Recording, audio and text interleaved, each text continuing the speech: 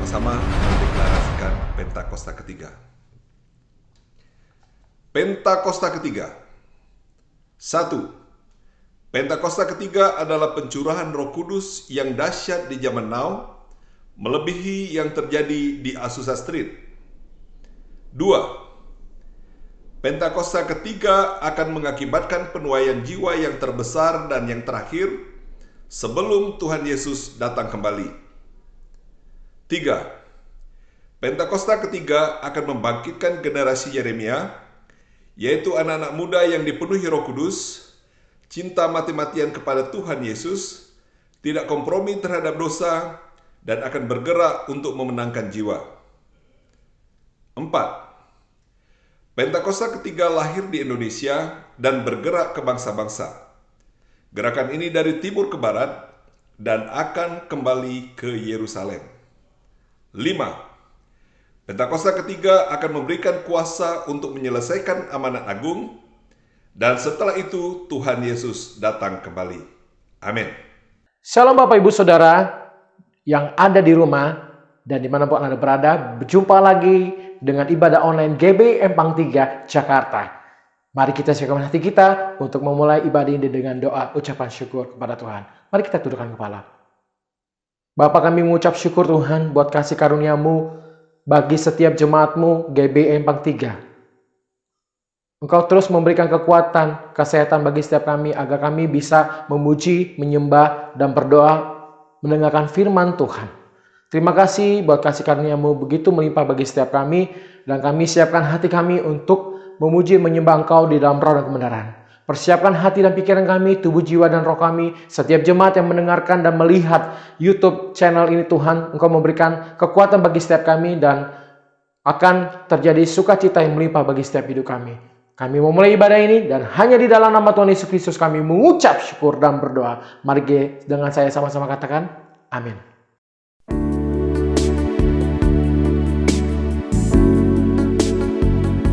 Haleluya. Kirabaya rata karabashiki ararabu. Engkaulah perisaiku saat pada hidup menerpaku. Janji-Mu di dalamku, pulihkan jiwaku. Bukan berdiri di tengah badai dengan kekuatan yang Kau berikan. Sampai kapanpun ku kan bertahan, karena Yesus selalu menopang hidupku.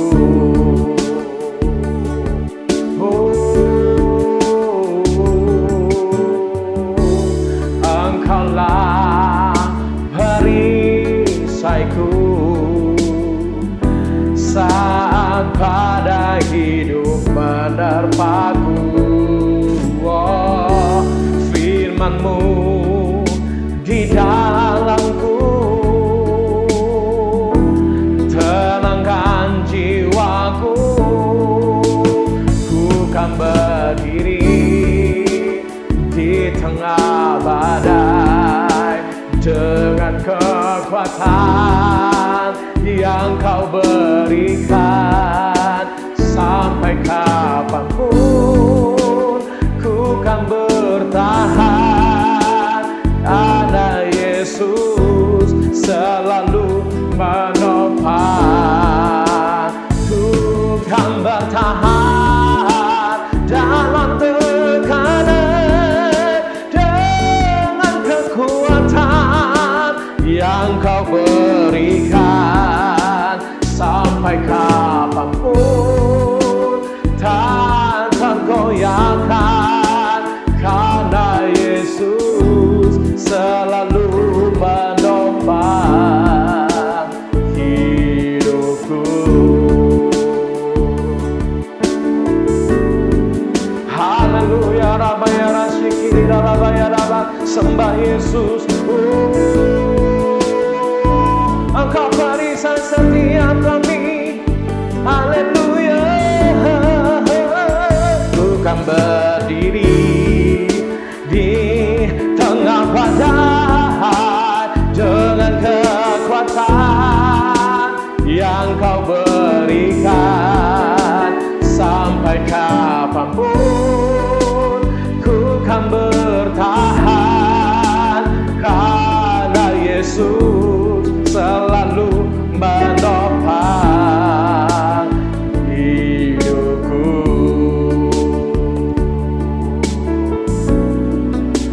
Karena Yesus selalu menopang hidupku.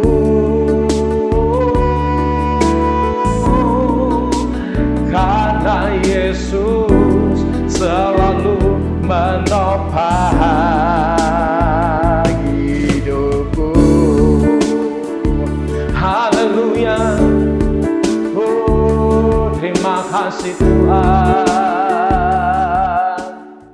Mari sama-sama dengan saya bersukacita, sebab Tuhan Yesus memberikan sukacita itu dalam kehidupan kita. Seperti Daud menari, amin. Oh, oh, oh, oh, oh, oh. Hey.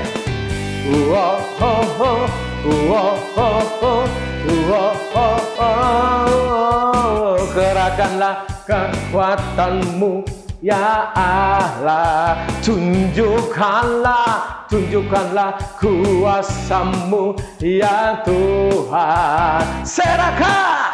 Serahkan musuhmu, selamatkanlah umatmu. Allah dahsyat di tempat kudusnya. Allah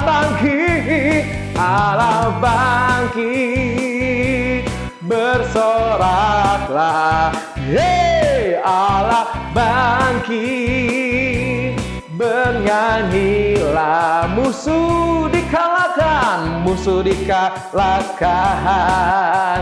umat jadi bebaskan.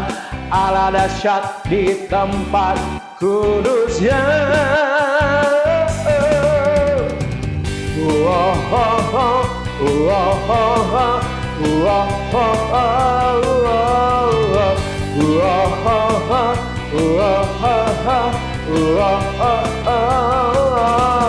Kerahkanlah kekuatanmu, ya Allah. Tunjukkanlah kuasamu, ya Tuhan. Serahkan musuhmu, selamatkanlah umatmu. Allah dahsyat di tempat kudusnya. God is risen, come and praise Him. God is risen, come and worship. The enemies overthrown, His power has been made known. Our God is awesome in His holy place. God is risen, come and praise Him. Hey, hey, God is risen, come and worship. Oh, the enemies overthrown, His power has been made unknown. Our God awesome in His holy place.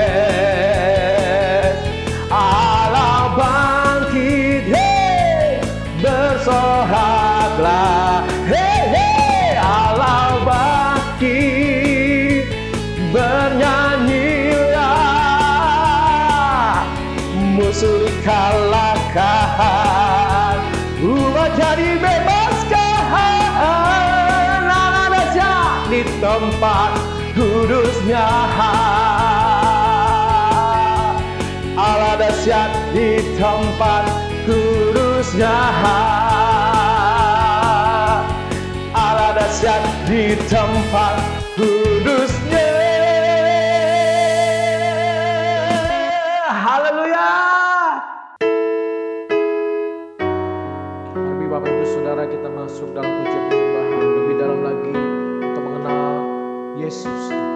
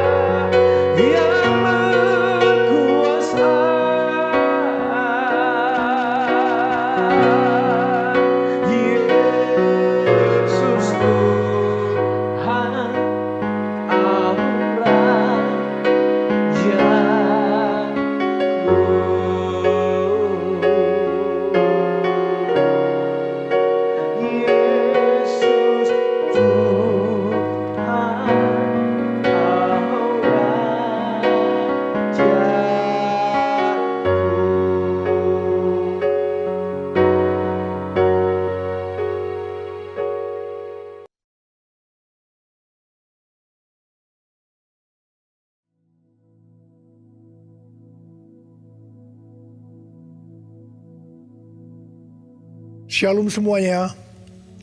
Tahun 2021 adalah tahun integritas. The Year of Integrity. Sekali lagi kita katakan bersama-sama. Tahun 2021 adalah tahun integritas. The Year of Integrity.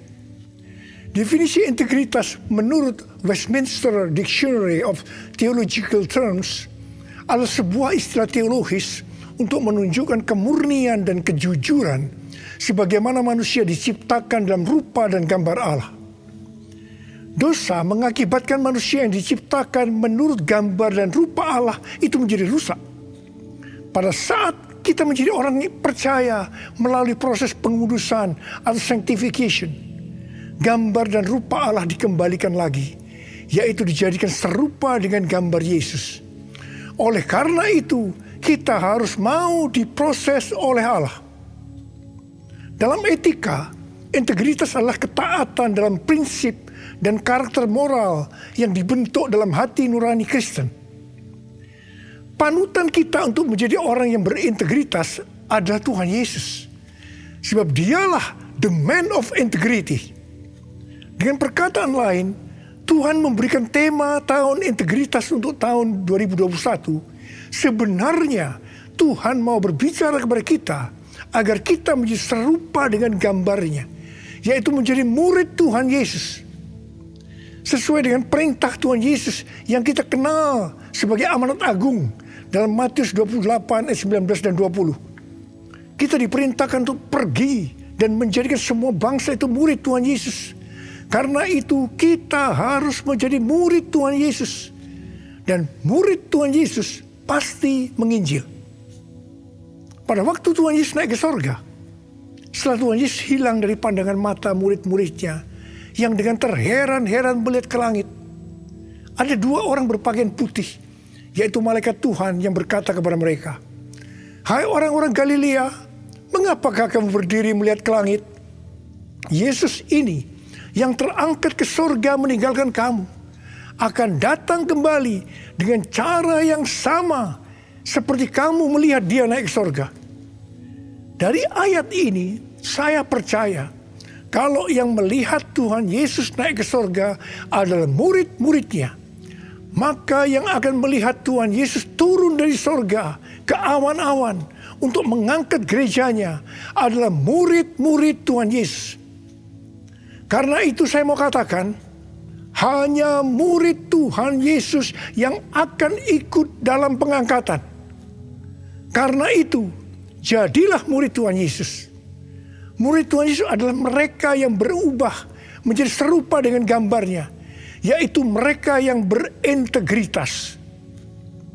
Sesuai dengan ayat emas dari Mazmur 24 ayat 3 sampai dengan 5. Dan Mazmur 41 ayat 13 dan 14 yang menyatakan bahwa orang yang bersih tangannya dan yang murni hatinya, yang tidak menyerahkan dirinya kepada penipuan, yang tidak bersumpah palsu, dan yang tulus, di mana ini disebutkan sebagai orang yang berintegritas yang akan masuk surga.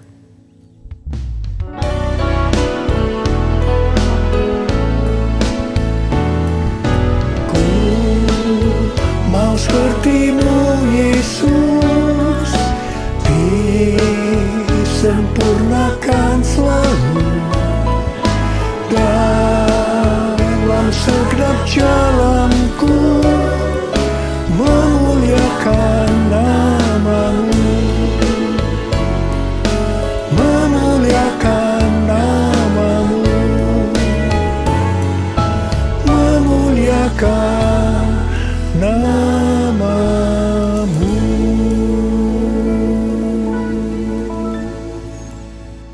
Memasuki tahun integritas, Tuhan memberikan tuntunan kepada kita hal-hal yang harus kita lakukan, yaitu sebagai berikut. Tuntunan Tuhan yang pertama, kita harus membangun manusia rohani kita. Perikop kitab Hagai dari pasal 1 ayat 1 sampai dengan pasal 2 ayat 1a adalah ajakan untuk membangun kembali bait suci. Tuhan berfirman melalui Nabi Hagai kepada Zerubabel bin Shealtiel, Bupati Yehuda, dan Yosua bin Yosadak, imam besar, untuk mengajak bangsa Israel membangun kembali bait suci. Tuhan menegur orang Israel karena mereka hanya sibuk membangun rumahnya sendiri, tetapi rumah Tuhan tidak dibangun dan tetap menjadi reruntuhan. Tuhan berkata kepada orang Israel, "Karena itu lihatlah keadaan dirimu. Kamu menabur banyak, tetapi membawa pulang hasil sedikit.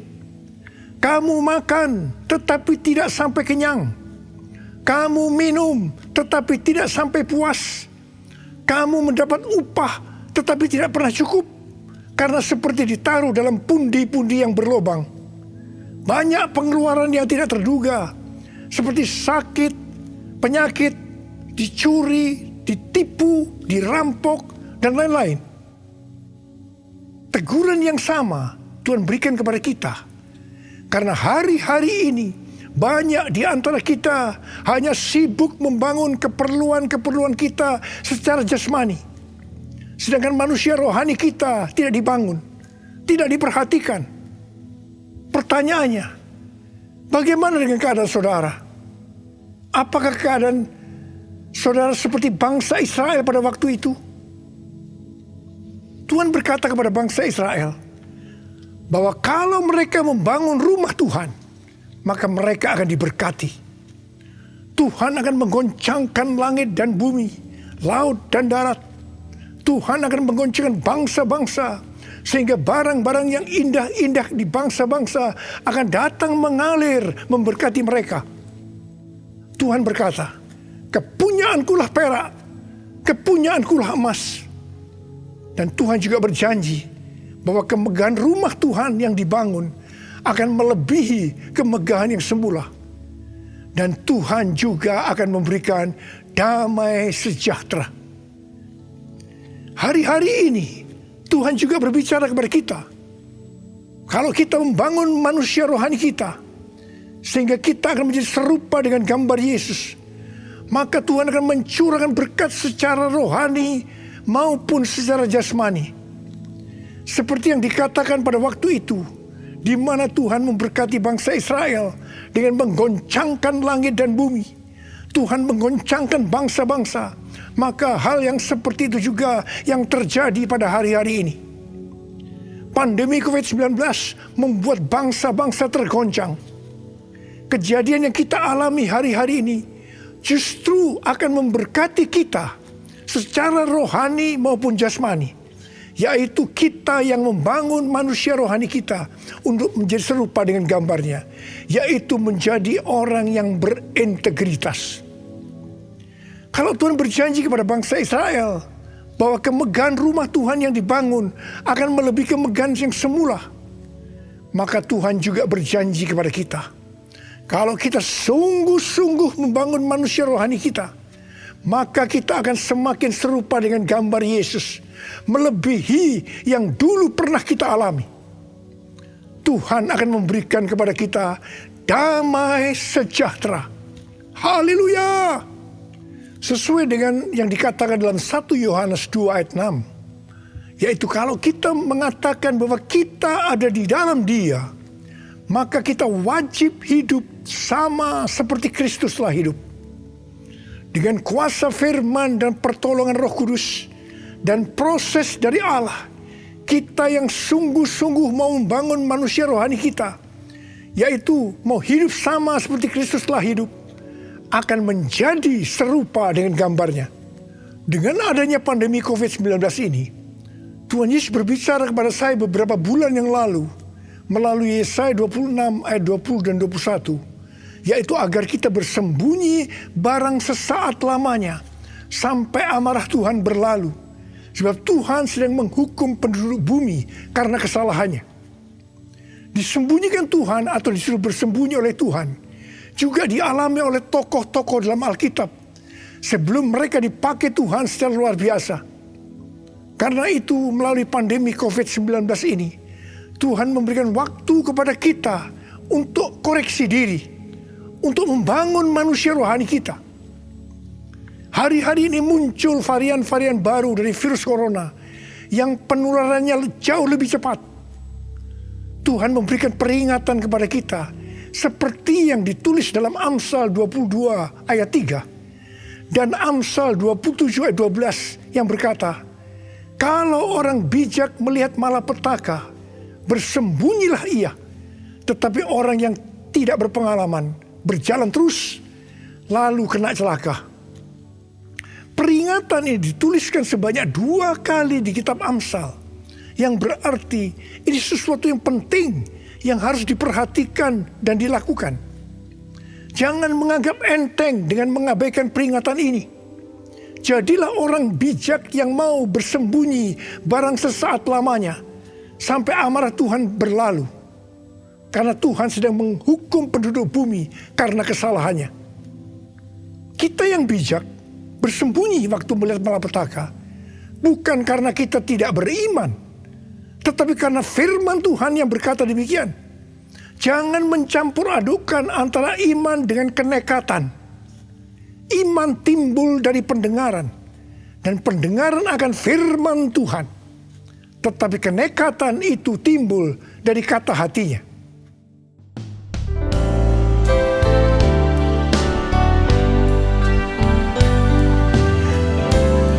Tuhan, ku percaya, aku percaya. Lewati lembah air mata, aku percaya. Firman-Mu ya dan amin, aku percaya. Kenangan sudah Kau jamin, aku percaya.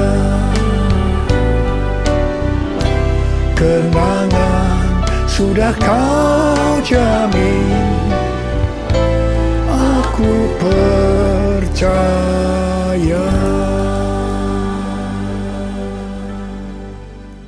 Tuntunan Tuhan yang kedua yang harus kita lakukan dalam tahun integritas ini, bahwa kita harus memberikan yang terbaik untuk Tuhan.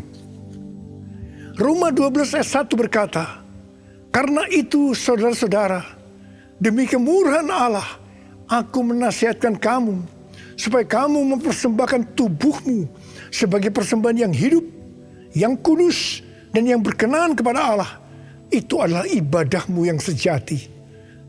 Ada pertanyaan, mengapa kita diminta untuk mempersembahkan yang terbaik untuk Tuhan dengan cara mempersembahkan tubuh ini sebagai persembahan yang hidup, yang kudus, dan yang berkenan kepada Tuhan? Jawabannya adalah karena kemurahan Allah kepada kita, di mana Bapa memberikan anak yang tunggal untuk menebus dosa-dosa kita. Dengan cara Tuhan Yesus harus mati dengan penderitaan yang luar biasa. Dia dikuburkan, tetapi pada hari yang ketiga Dia dibangkitkan. Ini merupakan pemberian yang terbaik dari Allah kepada kita umat manusia. Jadi karena Allah memberikan yang terbaik buat kita, maka kita diminta untuk mempersembahkan yang terbaik untuk Dia. Di mana sebenarnya kita tidak bisa mengembalikan apa yang Tuhan berikan kepada kita. Persembahan kepada Tuhan bisa berupa ucapan syukur, pujian dan penyembahan, taat kepada firman-Nya, melayani pekerjaan Tuhan, serta mempersembahkan persembahan berupa materi. Persembahan secara materi berupa persembahan khusus, persembahan persepuluhan, persembahan sulung yang merupakan bukti ketaatan kita kepada firman Allah melalui gereja tempat kita tertanam. Respon dari orang percaya terhadap persembahan yang terbaik secara materi biasanya ada 3. Respon pertama, bagi mereka yang memiliki hubungan yang intim dengan Tuhan, akan memberikan dengan standar yang tinggi, yaitu senantiasa berupaya untuk memberikan yang terbaik untuk Tuhan. Sebagai contoh, Maria yang intim dengan Tuhan Yesus mengurapi kaki Tuhan Yesus dengan minyak narwastu murni yang mahal harganya, dan menyeka kaki Tuhan Yesus dengan rambutnya. Harga minyak narwastu murni itu seharga 300 dinar, yaitu upah 1 tahun seorang pekerja. Jadi sangat besar. Itu merupakan suatu persembahan yang terbaik. Respon yang kedua, bagi mereka yang tidak intim dengan Tuhan, hanya dapat memahami memberi persembahan sebagai sebuah hukum yang tertulis. Ketika yang lain sudah tekun dan setia memberikan persembahan persepuluhan, persembahan sulung, dia masih sibuk menggali tentang apakah persepuluhan dan persembahan sulung itu alkitabiah atau tidak. Respon yang ketiga, bagi mereka yang cinta uang dan pencuri kas milik Tuhan, seperti Yudas Iskariot, akan mengkritik orang seperti kepada Maria yang memberikan persembahan yang terbaik kepada Tuhan, yaitu minyak narwastu yang mahal harganya. Demikian juga mereka yang termasuk orang-orang seperti ini akan menyamaratakan semua pendeta yang mengajar tentang memberikan persembahan sebagai golongan pendeta yang mencari keuntungan dari jemaat. Sehingga banyak pendeta yang takut untuk memberikan pelajaran tentang kebenaran memberi persembahan yang terbaik untuk Tuhan. Akibatnya, baik pendeta itu maupun jemaatnya gagal untuk menerima berkat yang terbaik yang Tuhan sediakan. Kesimpulannya, memberi persembahan yang terbaik untuk Tuhan hanya dilakukan oleh orang-orang yang hidupnya intim dengan Tuhan.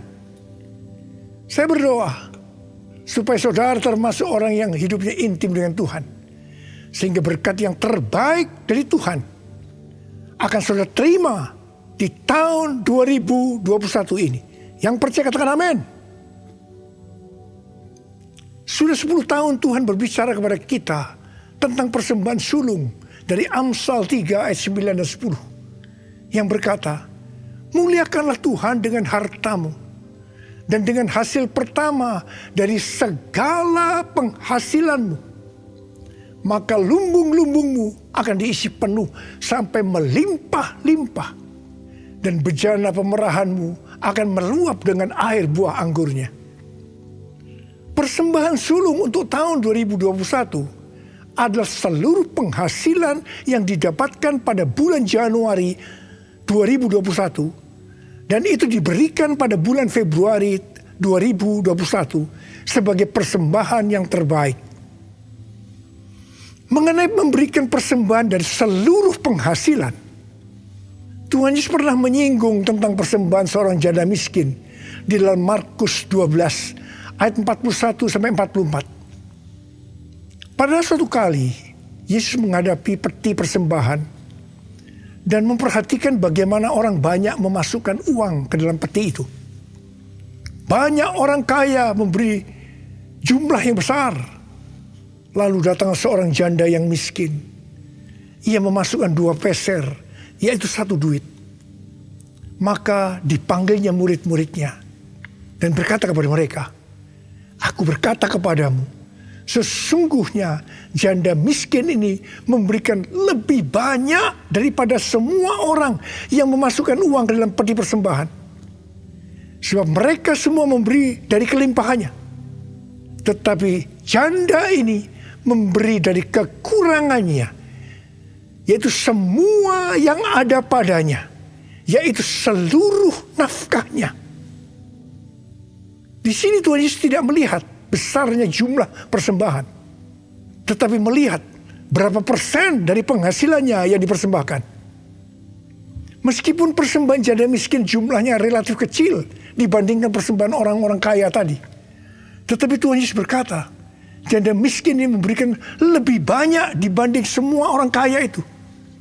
Karena yang diberikan itu adalah seluruh nafkahnya, yaitu seluruh yang dia punya. Ini adalah persembahan yang terbaik.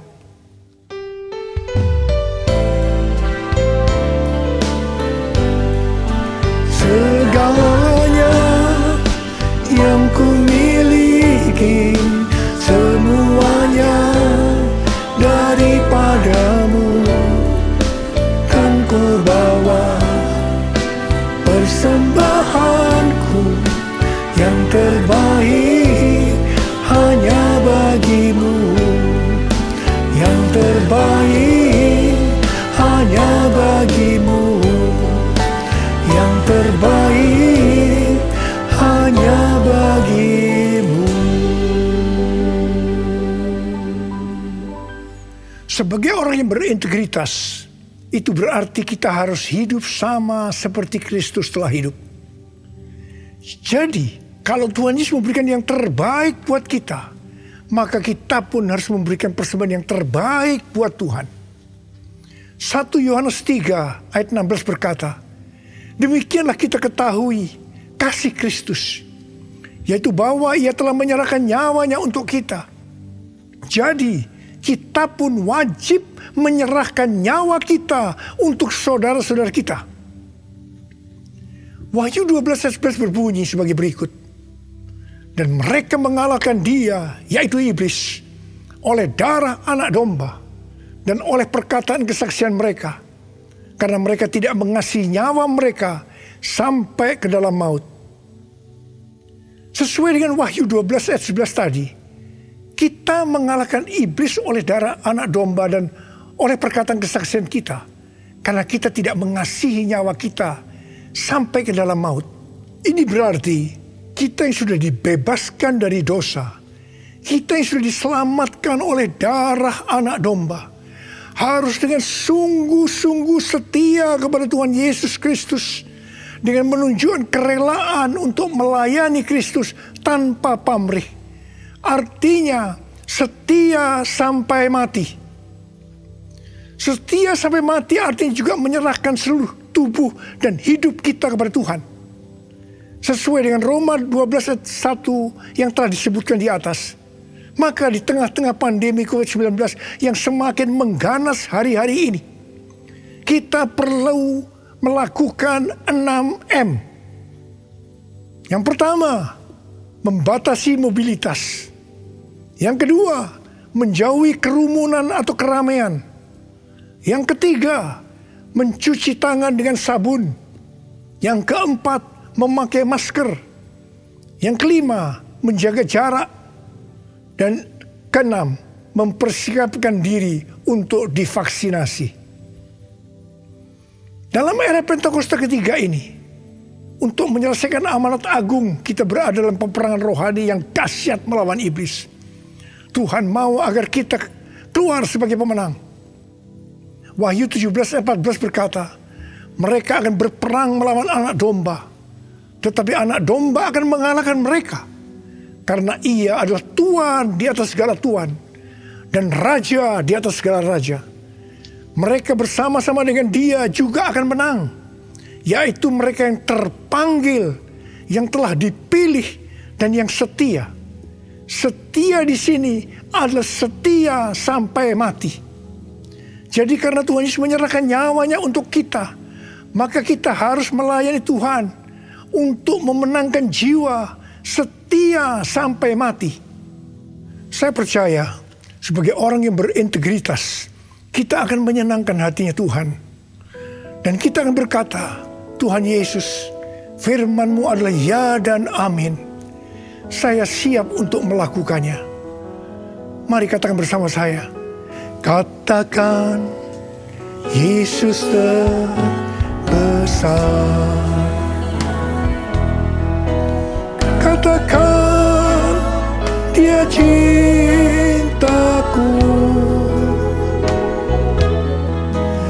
Dia sembuhkan, Dia ampuni, dan beri pertolongan.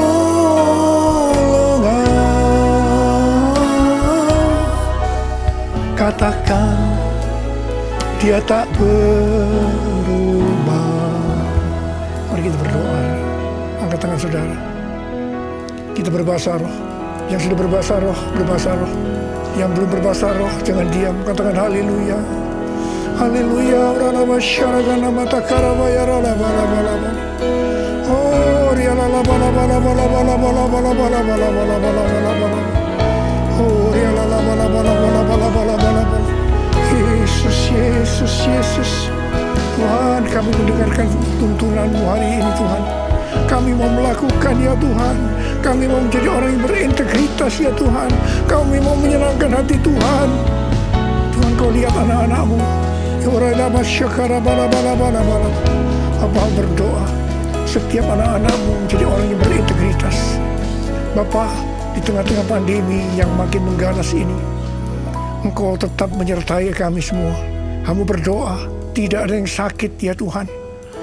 Tidak ada yang berkekurangan, malah dicukupkan dan berkelimpahan dalam hal yang baik. Terimalah berkat Tuhan. Terimalah berkat Tuhan. Terima kesembuhan. Terima.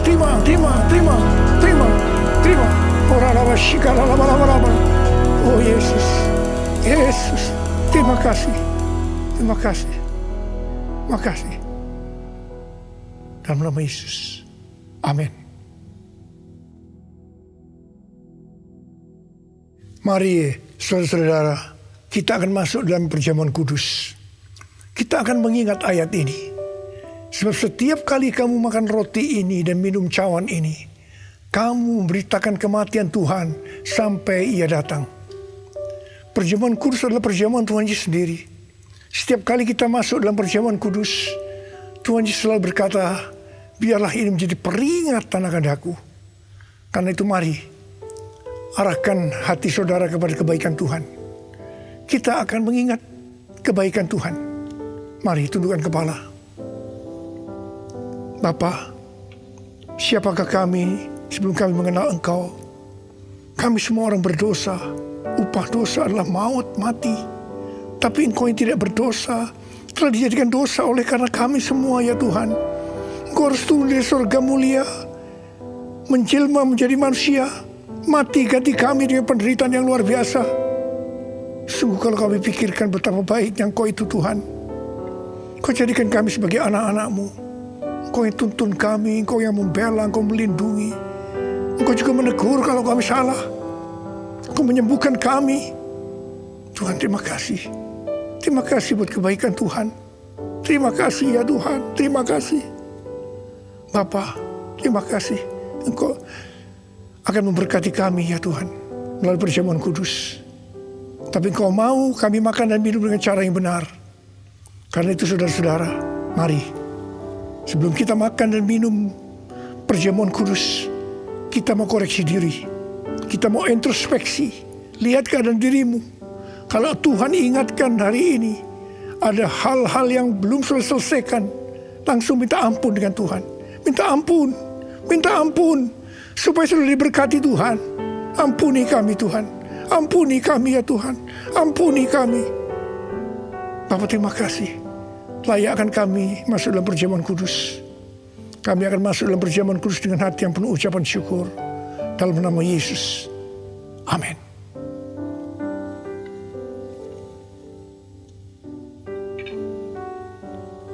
Sekarang mari angkat roti di tangan kanan saudara tinggi-tinggi. Sebab apa yang telah kuteruskan kepadamu telah aku terima dari Tuhan. Yaitu bahwa Tuhan Yesus pada malam waktu ia diserahkan mengambil roti. Dan sesudah itu ia mengucap syukur atasnya. Dia memecah-mecahkannya dan berkata, inilah tubuhku yang diserahkan bagi kamu. Perbuatlah ini menjadi peringatan akan aku. Saudara kasih Tuhan, bukankah roti yang kita pecah-pecahkan ini adalah persekutuan kita dengan tubuh Kristus? Mari kita makan dalam nama Yesus.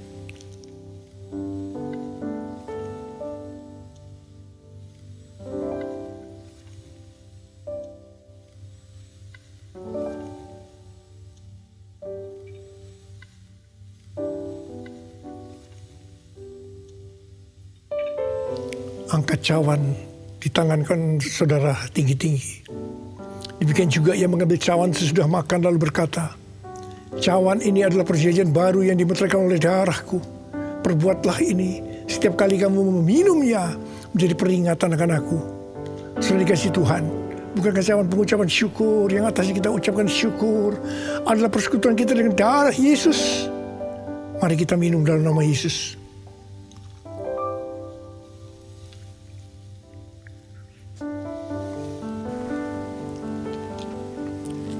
Angkat tangan saudara. Ucapkan syukur dengan suara, jangan diam. Oh Tuhan, terima kasih ya Tuhan. Terima kasih. Terima kasih ya Tuhan. Terima kasih. Kami mau bersyukur padamu Tuhan. Sebab Engkau baik. Bahwasanya untuk selama-lamanya kasih setiamu ya Tuhan. Ya Tuhan. Oh, rabala-bala-bala, kami bersyukur. Kami mengucap syukur dan terima kasih ya Tuhan. Terima kasih Yesusku. Terima kasih Yesusku. Puji syukur hanya bagi Tuhanku. Terima kasih Yesusku. Terima kasih Yesusku.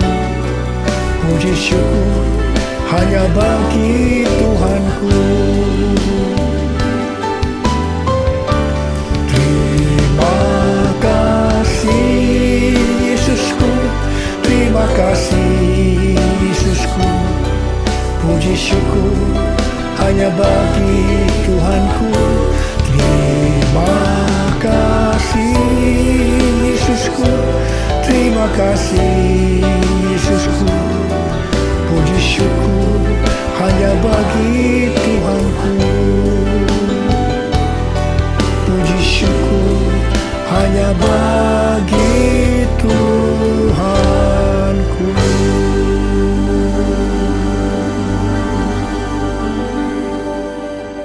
Sekarang terimalah berkat Tuhan. Kasih karunia berlimpah-limpah daripada Allah Bapa dalam Anak yang tunggal Yesus Kristus. Persekutuan yang manis dengan Roh Kudus menyertai saudara sekalian mulai hari ini. Sampai Tuhan Yesus datang menjemput kita di awan-awan dan bahkan sampai selama-lamanya. Yang percaya bersama-sama katakan amin.